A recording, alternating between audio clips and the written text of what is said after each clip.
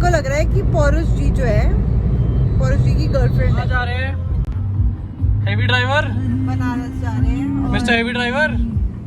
Heavy car with heavy driver. भाई कितने लोग इस बात से सहमत है कि लड़कियों का फोन का कैमरा यूजुअली गंदा ही होता है, ऐसे लड़कों का भी होता है। और लड़के खुद भी गंदे होते हैं। हाँ जी, कहाँ जा रहे हैं हेवी ड्राइवर? लड़कों को नहलाने के लिए ना पहले गीजर ऑन करना पड़ता है, खुद नहाना होता है, फिर लड़कों को रेडी कराओ। आप क्या कहना चाहेंगे आप? मैं ये कहना चाहती हूँ कि पौरुष को ना जब मेरी इलेक्ट्रॉनिक्स की बात होती है तो बिल्कुल कूल चिल फेंक दो। कोई चिल नहीं। अभी सुबह लैपटॉप रखने की बात हुई, मैंने रखा अपना कैमरा, मैं उसका प्राइस नहीं बताऊंगा लेकिन बहुत एक्सपेंसिव है। मैंने कैमरा रखा, मैंने और भी चीजें सब माइक वाइक सब रख लिया, सब इनके लिए, इनके काम आएगा। अच्छा एक सेकेंड, मैंने बोला लैपटॉप रख लो तो रखना ही नहीं, कोताही बरतना लगे उसमें। फिर मैंने रखा है लैपटॉप, क्योंकि मैंने अंदर लॉक कर दिया था। फिर मैंने कहा अच्छा ये अब थोड़ा सा हार्ड वर्क करना पड़ेगा इसको निकालने के लिए, तो इसलिए मैंने हाँ बोल दी थी। और वो हार्ड वर्क जो पति करता है हर रोज, वो उसके मजे ले तो रहे हैं, अभी जा तो रहे हैं बनारस। कल हमने गहराइयाँ देखी और हम so what is your review about गहराइयाँ? तो मैंने एक्सपेक्ट किया था कि काफी लाइक इमोशनली इवोकिंग होगी, प्रोवोकिंग होगी, मुझे मेरे इमोशंस को कहीं ना कहीं उठाया जाएगा, जगाया जाएगा। सो बेसिकली ये डील हुई थी, मैं बताता हूँ थोड़ा सा, let me give some foreground. गहराइयाँ आने से पहले भावना ने ये कहा था कि आपके साथ मैं तो देखूंगी ही नहीं किसी भी हालत में गहराइयाँ। मैंने कहा क्यों भाई, क्या बुराई है हमारे साथ मूवी देखने में? गहराइयाँ में क्या बुराई है? तो हाँ, गहराइयाँ में क्या बुराई है?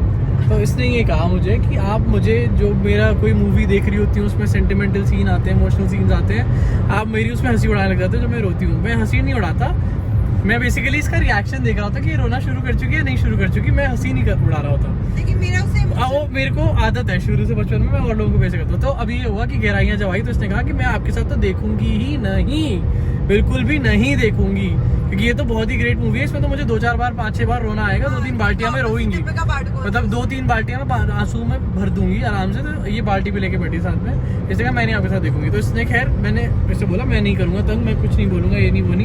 हम देखे फाइनली, हमने साथ बैठ के देखनी शुरू करी। Not even a fraction of second ऐसा आया होगा जहाँ पर ये रोने का इसका मूड हुआ। और उसके बाद एंड में इसने बोला मूवी के कि ये मूवी कैसी सी थी, इसमें तो ना हाई दिखाए ना लो दिखाए, इसमें भी कॉस्ट्यूम डेड में चले जा रहे हैं, तो मेरे इमोशंस इसमें छिड़ी नहीं है। बेसिकली मैं बताती हूँ कि फ्लॉज क्या थे। कैरेक्टर बिल्डिंग उतनी स्ट्रांग नहीं थी कि किसी भी कैरेक्टर से रिलेट कर पाओ या उस पर तरस खा पाओ। हाँ, स्टोरी लाइन से तुम्हें तरस आएगा कि यार अनन्या पांडे को भी बेवकूफ बना रहे हैं, दीपिका पादुकोण को भी बेवकूफ बना रहा है। अगर आपने नहीं देखे तो आई एम सॉरी, ये स्पॉइलर है सॉर्ट ऑफ। तो लेकिन कोई हाई पॉइंट लो पॉइंट नहीं था जिसमें तुम मतलब एक कोई रोलर कोस्टर राइड जैसी हो रही हो, कैरेक्टर बिल्डिंग हो रही हो, एक कैरेक्टर से कनेक्शन क्रिएट हो रहा है, ऐसा कुछ नहीं था। दूसरी बात कि कॉकटेल भी ऐसी मूवी थी जिसमें दीपिका पादुकोण के कैरेक्टर को ना पहले एक मॉडर्न लड़की दिखाते हैं, फिर उसको एक चेंज होता हुआ दिखाते हैं कि वो कन्वेंशनल बनना चाहती है just because she wants to get married and everything. और Saif Ali Khan cheats on her with वो डायना पेंटी। तो he cheats on her. Smiling after saying Diana Penty, why are you smiling? So he cheats on her and basically उसमें भी you feel bad for Deepika Padukone, okay? In this movie, दो character से तुम्हें relation. यहाँ पर speed check है। हाँ, तो 100 पे ही है मेरी। नहीं और कम कर लो, 100 से 90 पे कर लो। चलिए हाँ, तो क्या आगे बताओ। तो इस मूवी में मतलब कुछ भी ऐसा रिएक्शन नहीं आया। बस हाँ ये है कि ऐसा टॉपिक इतना कंट्रोवर्शियल टॉपिक है ना, लोग चीटिंग के बारे में बात नहीं करते, सीरियसली कोई टॉपिक डिस्कस नहीं करता। और चीटिंग को एक बहुत ही बेसिक लेवल पे लेते हैं कि यार एक खराब इंसान है, वो तो लोगों पे चीट कर रहा है, वो प्ले बॉय टाइप का है तो उसने चीट किया। लेकिन ऐसा नहीं है, लोग नॉर्मल रिलेशनशिप्स में भी चीट करते हैं। They go out of the relationships क्योंकि उस रिलेशनशिप में स्टक भी फील करते हैं, they can't move out of it and since they have to stay in it, तो कहीं और हैप्पीनेस ढूंढते हैं। और वो इतनी सटली होता है वो चीज। और they are not bad people, they just do bad things while in a relationship because that relationship is sucking out energy और it's a toxic relationship basically. और इवेंचुअली क्या होता है, वो जो जिसके साथ तुमने एक्स्ट्रा मैरिटल अफेयर किया होता है या एक्स्ट्रा जो भी अफेयर किया होता है उसके साथ भी रिलेशनशिप सर्वाइव नहीं करता। इस मूवी में वो रियलिस्टिक चीज दिखाई है। उसको जीपीएस करना था क्योंकि हम एक्सप्रेसवे टाइप ढूंढ रहे हैं और वो मिल नहीं रहा, तो हम जो रास्ते से एक प्लान था वो नहीं मिल रहा हमें, तो पॉल्यूशन जीपीएस ऑन कर रखा है। तो मुझे फोन पकड़ाने लगा कि 1 मिनट पकड़ना, आप मुझे रास्ता बता देना जहाँ मुड़ना है हाँ। और 2 सेकंड में खुद ही बोल दिया कि चलो रहने दो, मैं पकड़ लेता हूँ। तो मुझे एकदम से गहराइयों वाला सीन याद आया जहाँ पे अनन्या पांडे उसका फोन मतलब लेती है, तो वो कैसे घबरा सा जाता है। तो मेरे को लग रहा है कि पौरुष जी जो है, पौरुष जी की गर्लफ्रेंड है कोई। अभी कल मुझसे खुद ही कह रहे थे कि हर टाइम मुझसे चिपके रहती हो, थोड़ी देर मुझे स्पेस दे दो, स्पेस। वैसे आपको क्या लगता है, आप चीट कर सकते हो मेरे पे? मैं नहीं। क्यों इतना श्योर? मुझे लगता है आप भी नहीं करोगे, क्योंकि ऑब्वियसली चीटिंग वहाँ पर होती है जहाँ पर रिलेशनशिप अच्छा नहीं होता। डेफिनेटली कोई अच्छे रिलेशनशिप्स में चीटिंग नहीं होती है, मैंने नहीं देखा आज तक। मुझे ये लगता है कि चीटिंग किसी भी पॉइंट और पता नहीं चलता कि कब वो जो तुम्हारा रिलेशनशिप है 360 डिग्री टर्न ले ले और फिर तुम किसी और से अट्रैक्ट हो जाओ। लेकिन हाँ, अगर दोनों रिलेशनशिप के अंदर वर्क करने को तैयार है, मतलब विल जो है ना बहुत बड़ी चीज है। अगर आपकी विल है कि every day in the morning when you feel कि you love this person and you really want to work towards this relationship, building this relationship or whatever, तो तुम कर ही लेते हो। लेकिन जिस दिन तुम्हारी वो विल खत्म हो गई, उस दिन तुम्हारी चीटिंग करो, बाहर निकल जाओ, डिवोर्स करो, अकेले रहो, रोते रहो, वो सब होता है। मतलब फिर तुम हेल्प नहीं कर सकते। और उस सैचुरेशन पॉइंट तक ना आने के लिए सबसे बड़ी चीज होती है कम्युनिकेशन। बस ये। अच्छा सुनो, वैसे मेरी बात, ये बात ना आप जो बोल रहे हो, इसमें मैं एक ऐड करना चाहता हूँ अपना पॉइंट। तो आपकी बात सही है, लेकिन मेरा पॉइंट यहाँ पर ये है कि जो चीटिंग है वो ऐसे रिलेशनशिप्स में होती है जो ठीक से नहीं चल रहे होते, और ऐसे में भी होती है जहाँ पर चीज़ों को लेके बेसिक अंडरस्टैंडिंग्स नहीं होती है। जैसे कि अगर एक पार्टनर को फाइनेंशियल प्रॉब्लम आ गई है और दूसरा पार्टनर उसको अंडरस्टैंड ही नहीं कर रहा है कि ये फाइनेंशियल प्रॉब्लम कैसे आ गई है, क्यों आ गई है, मैं तो मतलब इससे तो डील ही नहीं कर सकती मैं, या फिर मैं तो इससे डील ही नहीं कर सकता। तो उन चीज़ों को भी, मतलब जो बेसिक चीज़ें हैं ना, जैसे पैसों की प्रॉब्लम आना या फिर बच्चे पैदा होने की किसी में एक में प्रॉब्लम हो जाना, ये बेसिक चीज़ें जो है ना, वहाँ पर जो मिसअंडरस्टैंडिंग हो जाती है या फिर वहाँ पर जो चीज़ें होती है ना, उससे भी लोग इधर उधर रिलेशनशिप्स में भागते हैं। हाँ, इसमें बहुत बड़ा पार्ट प्लेइंग होता है कि रिस्पॉन्सिबिलिटी अगर इक्वली डिवाइडेड ना हो, मतलब एक जने पे ज्यादा ही बर्डन हो ऑफ हैंडलिंग एवरीथिंग, तो भी फॉल आउट होता है रिलेशनशिप में। और ऑल्सो इसमें ना गिराइयाँ में एक मतलब ये चीज़ है कि Deepika Padukone is the earning person और दूसरा जना स्ट्रगलिंग होता है। तो सच बात यही है कि अगर ऑपोजिट कर दो इस सिचुएशन को, कि अगर if the man is earning and the woman is not, which could be, मतलब और not earning up to the mark की, मतलब उसमें घर के खर्चे चल पाए ये वो, तो man is suppose to understand कि woman is not able to contribute financially, but the woman might not understand this thing or might feel frustrated कि the man is not contributing well enough, या फिर why isn't he doing a better responsibility towards this relationship sort of, मतलब उसको time नहीं दिया जाता कि वो उस चीज को गुजर के उस चीज में से कुछ निकाल ले sort of, है ना। मतलब वो एक्सक्यूज नहीं होता। वही है ना, बेसिक अंडरस्टैंडिंग वाली बात ही आ जाती है कि बेसिक अंडरस्टैंडिंग ही नहीं बना पाते लोग, और फिर तब वो अपने ना किसी को दूसरे को ढूंढेंगे। जैसे अगर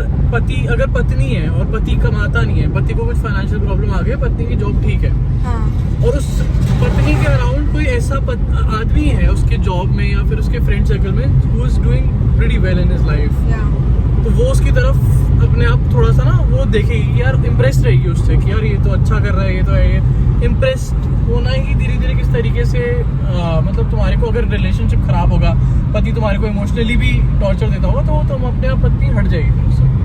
अगर पति नहीं कमा पा रहा है तो एटलीस्ट मुझे लगता है कि कंपनसेटिंग भी होना चाहिए कि अगर तुम कमा नहीं पा रहे हो इक्वली, तो तुम और चीज़ों में कॉम्पनसेटिंग करो, इमोशनली कॉम्पनसेट करो, दूसरे की प्रॉब्लम सुनने बैठो, या और जो घर वर की चीज़ें हैं तुम उसमें कॉम्पनसेट कर सकते हो। मोरओवर मैंने किसी का रिव्यू सुना था, काफ़ी पॉपुलर रिव्यू करने, मतलब बॉलीवुड मूवीज को रिव्यू करने वाला, तो उस रिव्यू करने वाले को सुन रही थी, तो मैं उसमें वो कहते कि ये थोड़ी, मतलब वो क्या बोलते हैं, जो मनी के पीछे भागती है टाइप्स, ग्रीडी, जो गोल्ड डिगर सॉर्ट ऑफ दिखाया। बट मुझे नहीं लगता कि दीपिका पादुकोण पूरे तरीके से गोल्ड डिगर की तरह दिखाई गई है as a character, because I believe कि वो जो बॉयफ्रेंड था ना जिससे टूटा इवेंचुअली रिलेशनशिप, वो ओवरऑल ही रिस्पॉन्सिबल था। उसका तरीका, तौर तरीका ही दीपिका पादुकोण की थिंकिंग से ही फर्क था। The way she used to take life he didn't take the way he, जैसे वो डस्टबिन वो कहती है कि वहां जाके फेंक, तो वो कहता है कि आधा मुंबई ऐसे ही करता है, वो कहती है कि मैं दूसरे आधे की तरह हूँ। तो मतलब मुझे लगता है कि लाइक्स डिसलाइक्स ये सब भी बहुत इंपॉर्टेंट होती है रिलेशनशिप को एक चलाते रहने के लिए। लोग कहते हैं कि opposites attract, I think opposites attract, but to keep a relationship going opposites are very difficult to maintain. Like अगर आपकी अगर आप एंटी सोशल हो और मैं सोशल हूँ, तो मेरे को काफी ज्यादा लाइक हेल्ड बैक लगेगा कि आप यार सोशलाइज नहीं करते हो, आप लोगों से नहीं मिलते हो। अगर मुझे ट्रैवल करना पसंद है और आपको नहीं पसंद है, तो मुझे उस चीज़ में भी वो फील होगा। ऐसे करके बहुत सारी चीज़ें हो जाती हैं। तो basic philosophies, values of life जो है ना, वो एक टोन में होनी चाहिए। तुम्हारी एक टाइप ऑफ थिंकिंग, फिलोसफीज, एक वैल्यूज, प्रिंसिपल्स एक टाइप की होनी चाहिए। फिर थोड़ा सा फर्क हो सकता है कि आप कैसे, अगर आपको ट्रैवल में आपको ओवर एक्सप्लोर करना पसंद है, मुझे उतना एक्सप्लोर करना नहीं पसंद, मुझे रिलैक्स पसंद है, तो हम उसको तो मैच कर लेंगे कि कभी हम रिलैक्स कर लेंगे, कभी हम थोड़ा एक्सप्लोर कर लेंगे, ऐसा वाला। वही मैंने बोली थी कि मतलब बेसिक चीजें जो है उस पे अंडरस्टैंडिंग बनानी, fundamentals basically in place, basic fundamentals in place ना भी हो, उनमें तुम्हारी अंडरस्टैंडिंग बननी चाहिए, तुम सेम पाथ पे होनी चाहिए। चाहे अब मैं एथिकली गलत भी सोच रहा हूँ बेसिक फंडामेंटल्स पे, तो मेरी आपसे तभी बनेगी जब आप भी गलत ही हो। अगर आप सही होगे तो मेरी नहीं बनेगी आपसे। और अब तो इसमें सबसे बड़ा पार्ट पता है क्या हो गया? Political ideology is playing a big part. I think if you are pro Modi, anti Modi, right wing, not even left wing, anti pro Modi, but any sort of ideology. yeah मतलब what I'm trying to say is कि right broader terms में अगर मैं कहूँ तो ऐसा भी हो रहा है कि ओवरऑल थिंकिंग पैटर्न ही उस तरीके का हो जाता है कि आइडियोलॉजी आपकी डिफरेंट है, तो आपका ओवरऑल लिविंग वे भी वैसा ही होगा कि आप या तो एथीस्ट हो गए, या फिर आप स्पिरिचुअल हो गए, या रिलीजियस हो गए। आजकल लोग पता है क्या करते हैं, बाकी अपनी जो उनकी थिंकिंग होती है या फिर फंडामेंटल्स या उनके कॉमन ग्राउंड्स होते हैं, वो बाद में मैच करते हैं, पहले पॉलिटिकल आइडियोलॉजीज को मैच करते हैं लोग आजकल। एंड आई थिंक वो इम्पोर्टेंट बहुत ज्यादा है, क्योंकि और अगर वैसे नहीं भी है, मतलब तुम एटलीस्ट ये देख लो कि अगर सामने वाला बंदा मेरी पॉलिटिकल आइडियोलॉजी का नहीं है, तो एटलीस्ट वो एक्सेप्टिंग हो, मेरे टॉलरेंट नहीं, एक्सेप्टिंग हो। टॉलरेंट नहीं, क्योंकि टॉलरेंट होगा तो कभी ना कभी वो टॉलरेंस खत्म होगी किसी पॉइंट पे। एक्सेप्टिंग होना चाहिए उसको कि अगर मैं प्रो मोदी हूँ या फिर मैं राइट विंगर हूँ, तो अगर वो इस बात से ओके है, एक्सेप्ट करता है इस बात को, देन इट्स ओके, फाइन, कोई बात नहीं है, आप उस बंदे से भी कर सकते हो।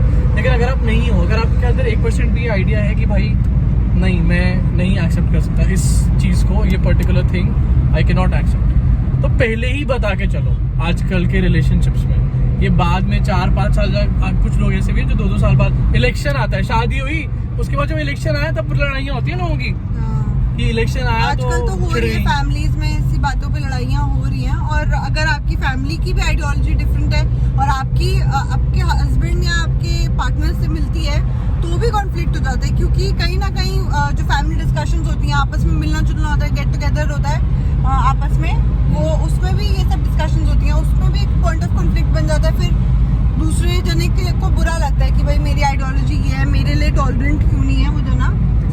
और एक ओवर द अदर हमेशा ज़्यादा इंटॉलरेंट होता ही है, चाहे वो राइट विंग हो, चाहे वो लेफ्ट विंग हो, जो भी हो। पोलराइजेशन इतनी स्ट्रांग हो चुकी है कि आप किसी ना किसी को हेट्रेट आ ही गई है दोनों तरफ। सही है। और मुझे लगता है कि जब आप रिलेशनशिप में घुसने वाले हो ना, सारी डिस्कशन पहले 3 दिन में कर मारो। हमारे साथ ये मतलब बाय लक भी हो गया था ऐसी कि हम दोनों सेम पॉलिटिकल पाथ पे थे, नॉट सेम पॉलिटिकल पार्टी को हम सपोर्ट कर रहे थे, वो नहीं था, लेकिन हमारी जो आइडियोलॉजी है वो समवॉट सेम ही थी, इसलिए हमारे को वहाँ पर एक बड़ा मुझे लगता है एड ऑन मिला। अगर नहीं होता तो हमारा शायद, क्योंकि हमने, मुझे याद है फर्स्ट फ्यू मीटिंग्स में, याद है आपको, डिस्कस कर लिया था हॉस खास में, सोशल में, जब हम बैठे हुए थे पहली या दूसरी तीसरी मीटिंग में शायद, तो हमने डिस्कस कर लिया था and we are quite happy कि अच्छा आप ऐसे कर रहे थे, वो सही है, तो ये मतलब मजे आ गए, ऐसे कर रहे थे आप, तो हम उस चीज़ को भी लेके रिलैक्स थे, क्योंकि तब तक ये डिस्कशन उठने लग गए थे। बट अब काफी मतलब मिनिमम लेवल पे थे, इट वाज राइजिंग तब तो बहुत ऐसे थे कि लोग सुन लेते थे, सुना देते थे, कोई बात होती थी। अब तो कोई सुनने सुनाने को राजी नहीं है यार। और मुझे लगता है कि सारी मतलब आपको सच्चाइयाँ जो बोलनी है रिलेशनशिप में, पहले मतलब आपको अपने पास्ट के बारे में जो भी डिस्क्लोज करना है वो सब उस पहले शुरुआत के meeting, टाइम में कर दो, क्योंकि अगर किसी को एक्सेप्ट करना है वो आपको उसी टाइम एक्सेप्ट करेगा और उसमें आपके जो इमोशंस है ना वो वेस्ट नहीं होंगे, क्योंकि आप उस इतनी डेप्थ में नहीं घुस जाओगे और फिर बाहर निकलने में उसमें बहुत मुश्किल हो जाता है। इसे जो बोलना है पहले ही बोल मारो, अगर वो आपको लग रहा है कि इस इंसान के साथ मेरी ट्यूनिंग हो सकता है कि बैठ जाए उस तरीके से। जैसे मुझे और पौरुष को पता था कि we are probably going for a future relationship, long term relationship में घुसने वाले दोनों ही हैं। लॉन्ग टर्म देख रहे थे उस टाइम। हाँ, बाय चांस की बात है कि हम mutually without saying it to each other हम ऐसा ही फील कर रहे थे। And even if you meet someone जो सामने नहीं देख रहा लॉन्ग टर्म, तो शुरू में अगर बात हो जाती है ना तो क्लैरिटी हो जाती है, खत्म हो जाती है वही बड़ी बात कि यार चलो हो टाइम गया। वेस्ट नहीं होता। कम से कम बात के लिए ना पाइल ऑन नहीं करते तुम चीजों को कि भाई अब बाद में ये 2 महीने या 6 महीने बाद भी it takes a toll on your you know emotional thing and mental thing. And then तुम 6 महीने बाद ये सब बातें कर रहे हो कि तुमने इतना इन्वेस्ट किया रिलेशनशिप में, like invest as in like your emotions आप इन्वेस्ट करते हो, और फिर एक सच्चाई सुनने के बाद वो इंसान आपको छोड़ के जाता है, not on the basis of how you were with that person but on the basis of कि आपके पास्ट में क्या हुआ था या आपके बारे में एक ऐसी फैक्ट जो उसको पसंद नहीं आया। So then you feel very rejected. फिर उसके बाद तुम्हें फील होता है कि भाई मेरे साथ ये क्या झटका हो गया। वो चीज जो है ना वो बहुत ब्रेकिंग पॉइंट बन जाता है। तो ये थे कुछ रिलेशनशिप के फंडे टिप्स एंड अबाउट हमें इसको पॉडकास्ट में करना चाहिए था। एंड वी नहीं करना चाहिए था, लेकिन अब नहीं हुआ तो चलो कोई बात नहीं, चलो हाँ कोई बात नहीं, और कभी कर भी देंगे, कभी और फॉर्मली इस बारे में और डिस्कशन कर लेंगे। I think we should be podcast partners. Okay, see you in my next see you in Banaras.